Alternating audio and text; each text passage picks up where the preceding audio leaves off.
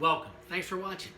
Today, let's look in Matthew 15 and see somebody who came to Jesus, who wasn't supposed to come to Jesus, who wasn't allowed to come to Jesus, who wasn't worthy to come to Jesus, who yet still went to Jesus and received what they wanted.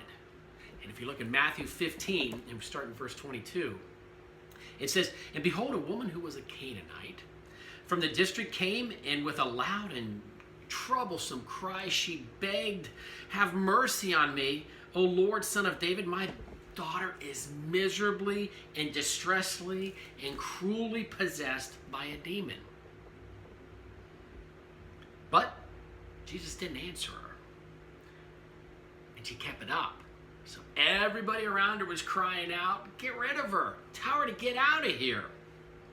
He answered her, he said, 'I was sent only to the lost sheep of the house of Israel.'" So after she keeps crying, he initially doesn't talk to her.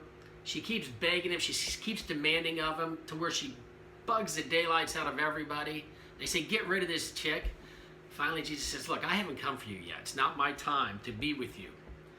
But she came and kneeling and worshiped him and kept praying, "Lord, help me."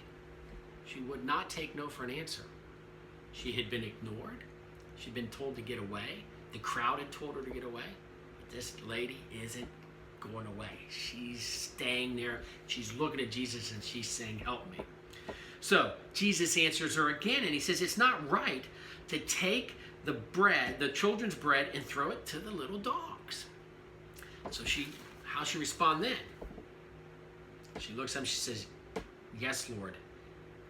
Even the little pups get the crumbs that fall from the young master's table." Then Jesus answered her, "O woman, great is your faith. Be it done to you as you wish." And her daughter was cured.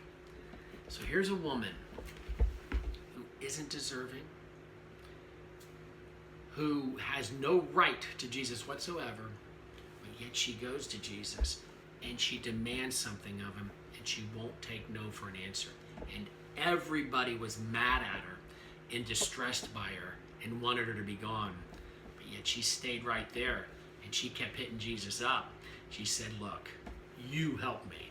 She had totally lost faith in the world. She had no faith in herself. She had no faith in physicians or other religious people. She knew only Jesus could help her. And she stayed there and she demanded it of him. And you know what he did? He healed her. He healed that child for her. It's the same way we should go to Jesus, demanding him, "Jesus, it's got to be you. It's got to be you. I don't care what other people think. I don't care what the law says. I don't care what the rules say. I need you, Jesus." And he'll absolutely help us 100% of the time. Jesus is the same yesterday, today, and forever. He never changes. If he did it for this woman who was unworthy, he'll do it for you. He'll do it for me. See, I hope you see in these studies, because of Jesus' greatness, you and I, we cannot fail. And the Bible goes on to tell us, even if we don't know how to pray, it's all right, because we have the Holy Spirit going to bat for us with yearnings and groanings that we can't even begin to make intercession for us. So even if we're going to Jesus and we're hitting him up for something that's wrong, the Holy Spirit will take it, flip it around, and make it right. We can't lose. We're just that saved. Jesus is just that great. This is the truth, and it sets us free.